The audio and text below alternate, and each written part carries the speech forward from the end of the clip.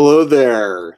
I am Peter Morley. I am a patient advocate. Some of you might know me from Twitter, but I am so delighted to be here today with the Attorney General of North Carolina, Josh Stein, and the Attorney General nominee for Montana, Rafe excuse me. Of course, I would forget his name. Raph Graybill, sorry. I'll blame lupus on that. And also joining us is Indiana Attorney General candidate Jonathan Weinzapfel.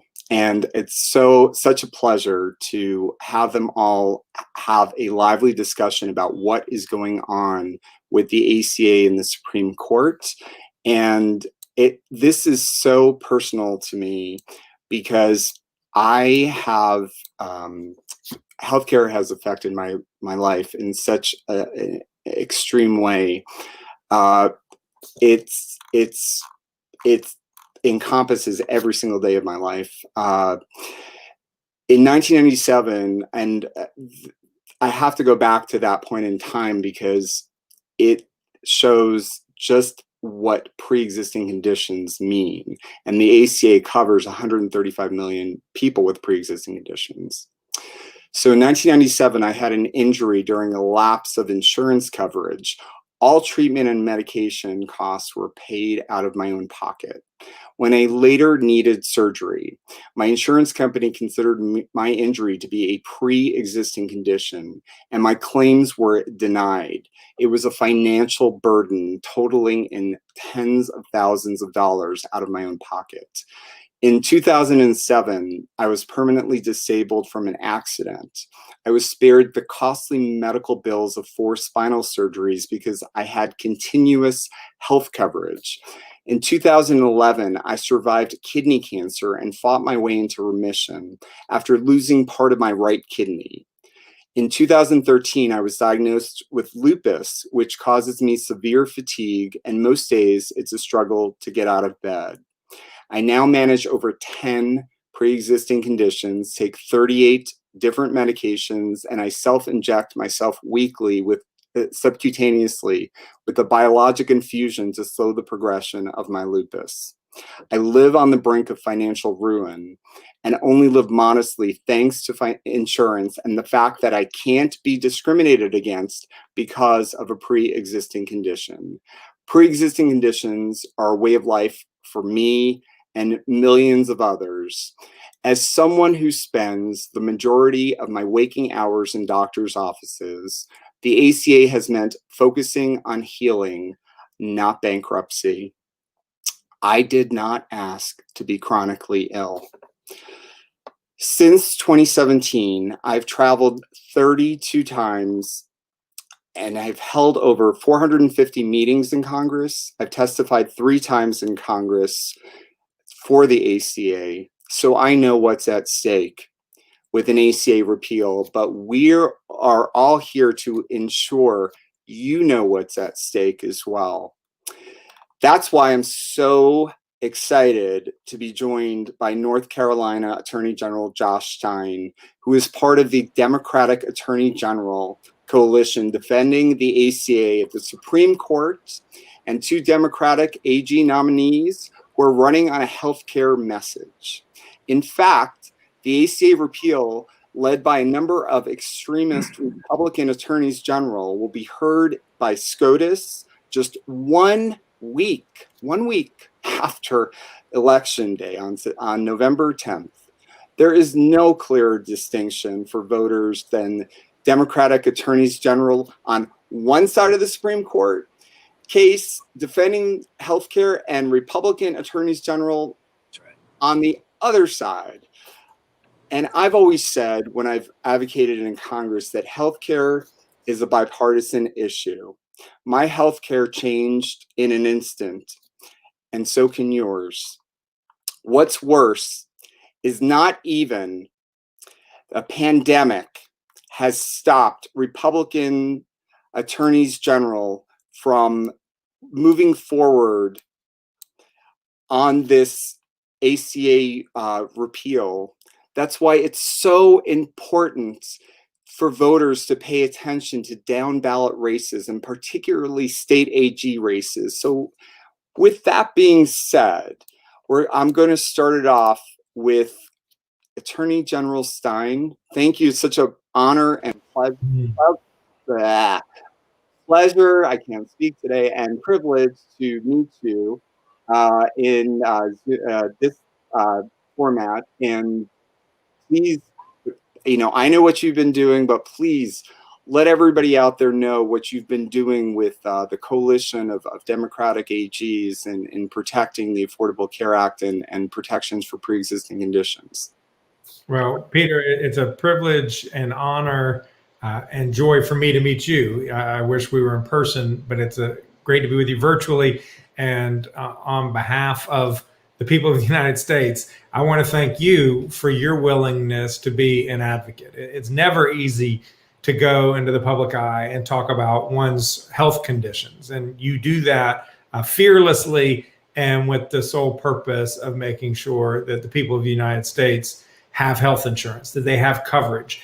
We are the only industrialized nation in the world where, as a feature of citizenship, you don't have access to health insurance.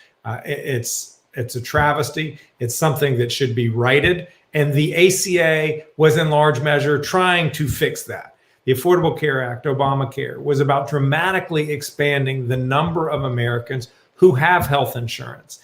And if you have pre-existing conditions like Peter has, that you cannot be discriminated against by an insurance company. They cannot deny you coverage, and they cannot impose, create a lifetime cap on what you get in terms of with your coverage. And so in North Carolina, what does the ACA mean? Well, we have 4 million people, about 40% of the state have some pre-existing condition or another. Who else benefits? We have 500,000 people who get their health insurance through the exchange. We have another 400,000 working folks who can only afford their insurance because of the subsidies they get under the Affordable Care Act. We have about 70,000 young adults, people under the age of 26, who are covered on their parents' health insurance, a protection afforded by the ACA. And we have over 1 million seniors whose prescription drugs are cheaper because of the Affordable Care Act. Now, there was a group of Republican AGs who a few years ago brought a lawsuit to eliminate the Affordable Care Act in its entirety.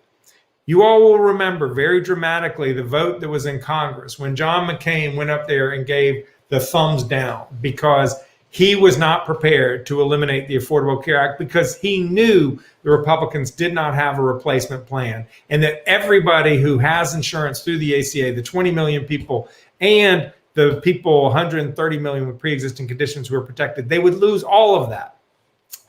But these Republican AGs decided not to respect the will of the voters. They went to the courts to try to get the law thrown out. And they won at the trial court. They had a modest win at the Fifth Circuit, and it's been appealed to the U.S. Supreme Court. And as Peter noted, that case is being argued a week after the election. And thank goodness that a coalition of Democratic attorneys general, Javier Becerra of California, is leading our coalition.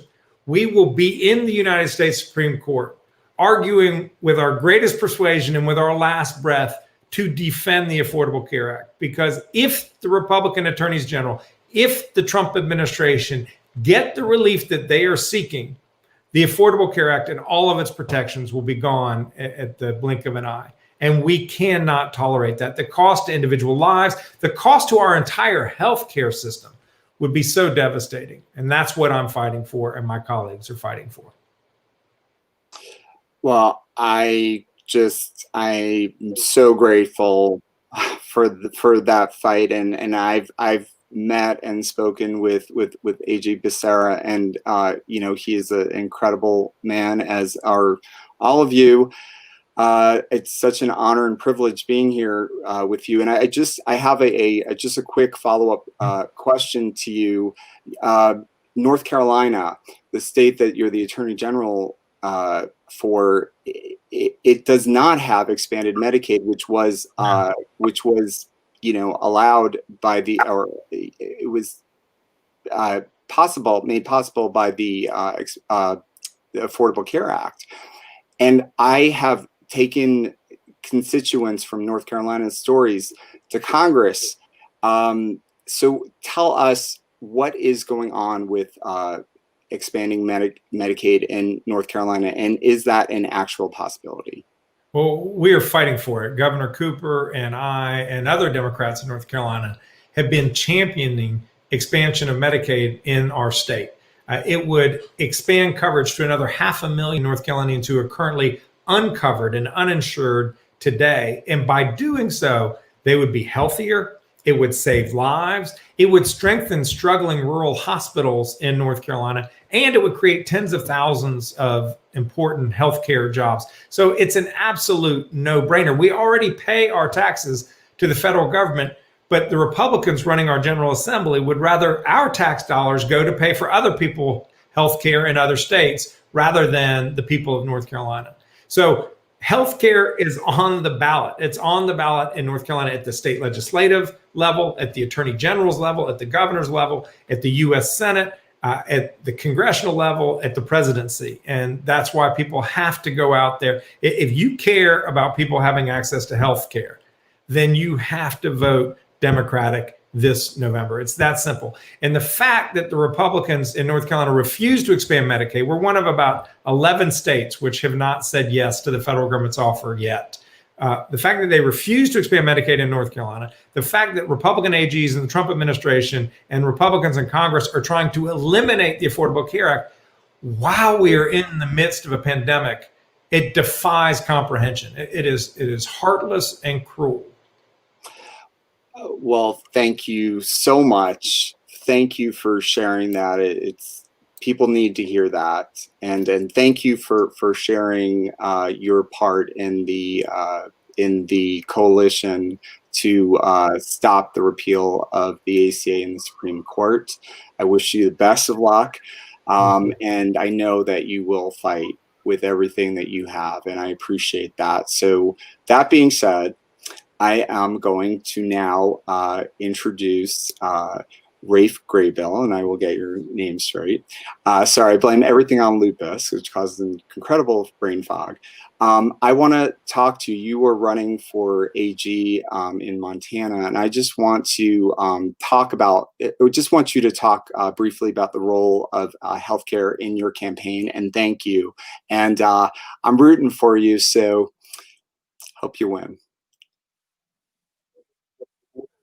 Well, thank you. And I want to echo Attorney General Stein thanking you for your advocacy. It's so crucially important. And, you know, healthcare has really coalesced into the main issue in the Attorney General's race in Montana.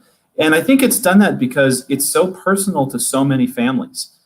Every single campaign event that I go to, I begin with a series of questions. And I say, think about the people in your life that you would do anything for, that you love.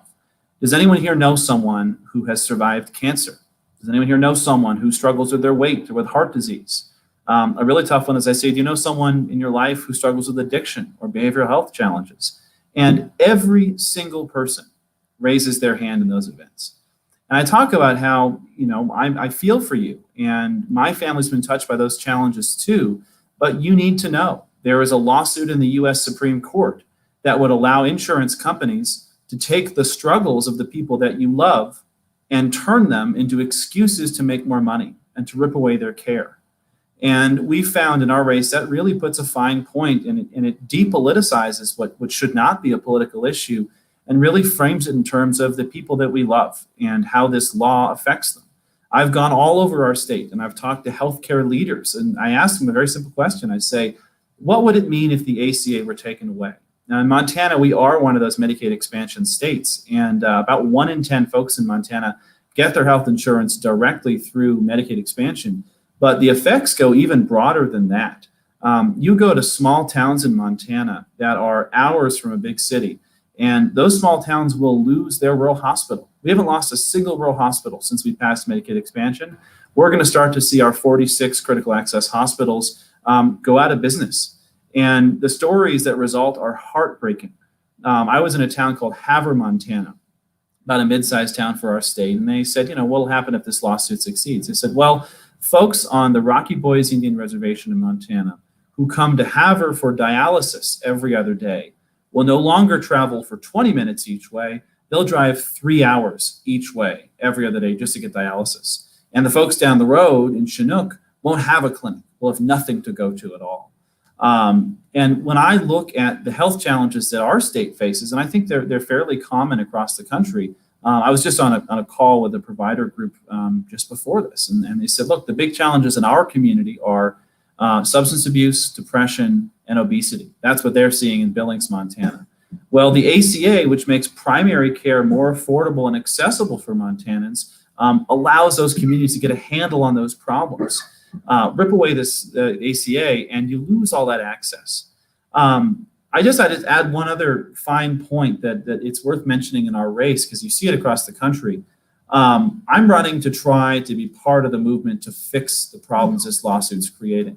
My opponent, by contrast, who is about as extreme as they come, he said the entire reason he decided to run for attorney general was this lawsuit. He thought Montana wasn't activist enough, and Montana should work harder to rip away healthcare from people. In the words of someone I was speaking to, he wakes up in the morning to not heal the sick, and it creates quite a contrast, and it's an interesting difference between the two candidates, but it has really brought our race into focus.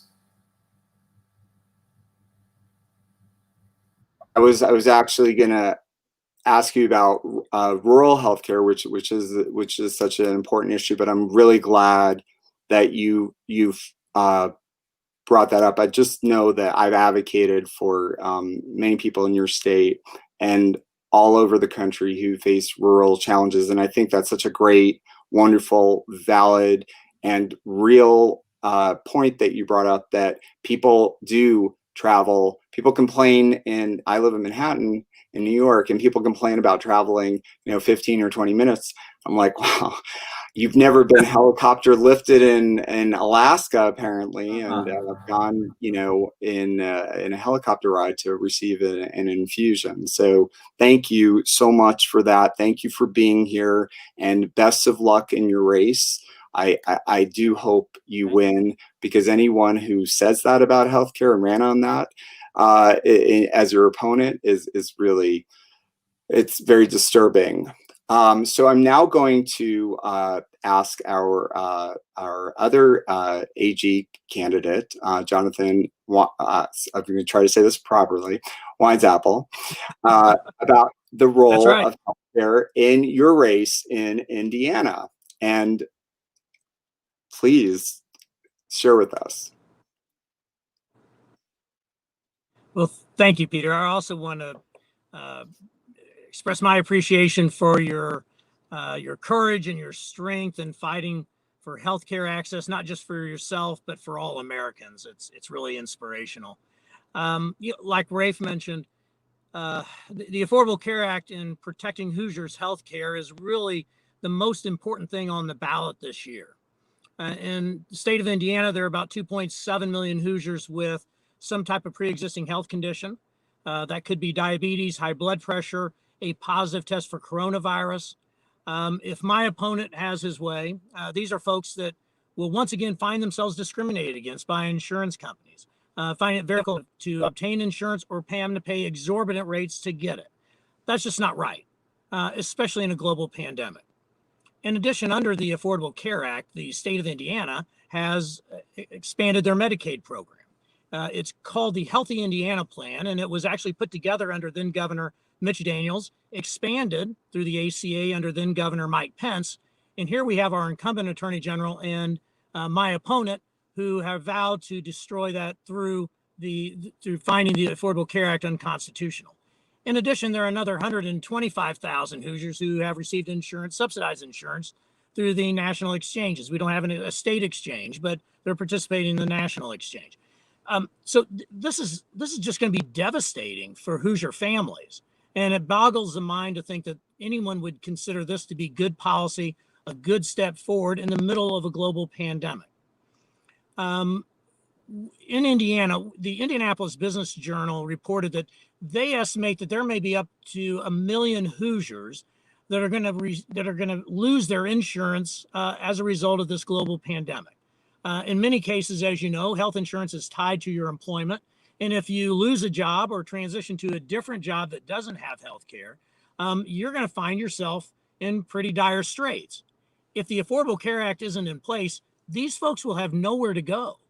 And it's going to have a devastating impact, not on just Hoosier families and providing health care, but also on our local economy, because healthcare is such an integral part of our economy, but it's also about making sure we have healthy workers and healthy folks that are participating in their communities. The irony of all this is that my opponent not only has vowed to continue and support the Republican Attorney General Association lawsuit to find the ACA unconstitutional, but he also, as a member of Congress, voted more than 50 times to kill the ACA without having any type of replacement plan to put in its place. I mean, I think everyone would agree that the ACA isn't perfect, but think of the huge benefits that Americans across the country, and Hoosiers especially, are receiving as a result of expanded healthcare access and protection from insurance companies who want to discriminate on the basis of pre-existing conditions. It's so audacious. He has gone to say that he supports protections for pre-existing conditions in his campaign literature, and my response is that Hoosiers aren't stupid. When you vote more than 50 times to take away those protections, when you vow to continue the lawsuit to find it unconstitutional, people understand where you stand on healthcare. My vow is that on day one, as Indiana's Attorney General, I will pull Indiana out of that lawsuit. Now, at that point, the Supreme Court will already have heard oral argument, and it may be symbolic, but I think it's important to send a message to Hoosiers and to the Supreme Court that the state of Indiana sees this lawsuit as politically partisan driven, that will have a negative impact on the health care for hundreds of thousands of Hoosiers.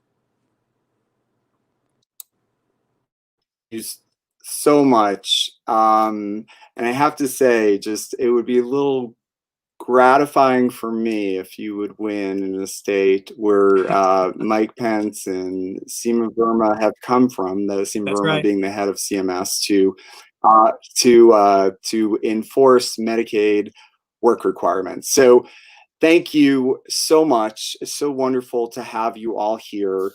I just want you all to know that I've heard from constituents in all of your states, as I've mentioned to A.G. Stein earlier. And, people with chronic illness and their caregivers feel alone, isolated, and afraid by the attacks on the Affordable Care Act. So I just have a very brief question for you.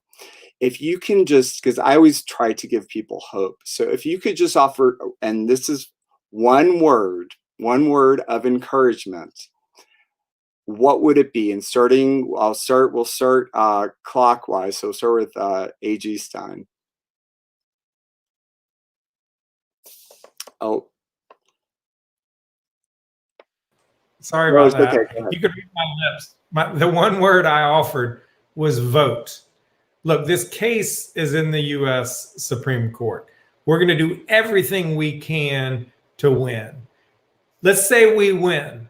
We still need to improve comprehensive access to healthcare. We need universal coverage. So we need the right people in state and federal office to make that happen. The worst case scenario is that we lose, or we don't lose, that the Republicans strip away people's access to healthcare. We need people in Congress who will come up with a new idea, a new way to guarantee universal health coverage that can withstand their litigation. So the one word is easy. It's vote. If we all vote, and we vote that healthcare is on the ballot, we will win and we will prevail for the long term. So, Jonathan Weinzapfel, same question.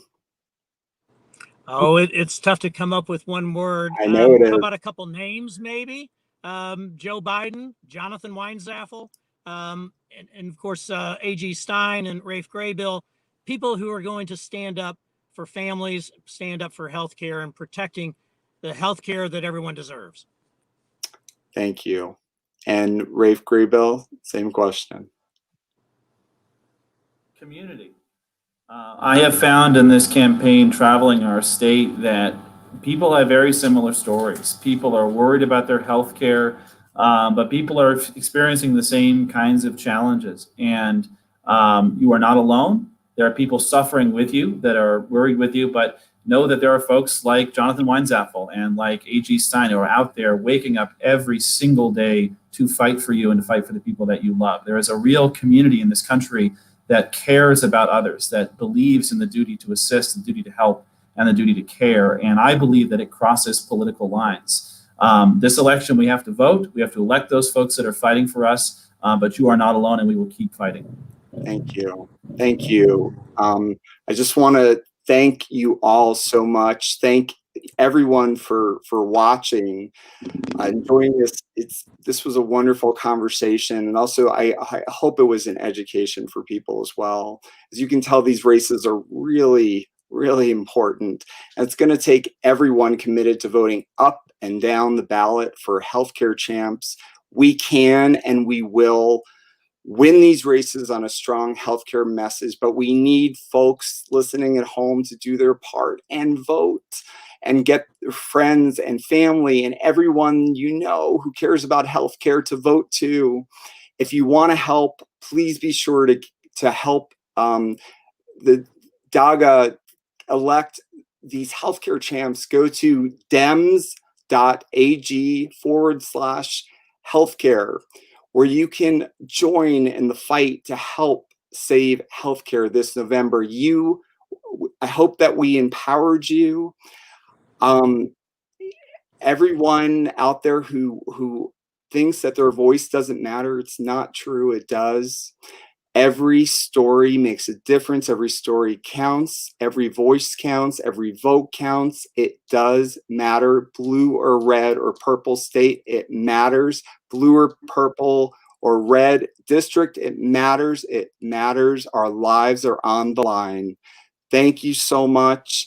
And let's hope November 3rd is very blue. Thanks, Peter.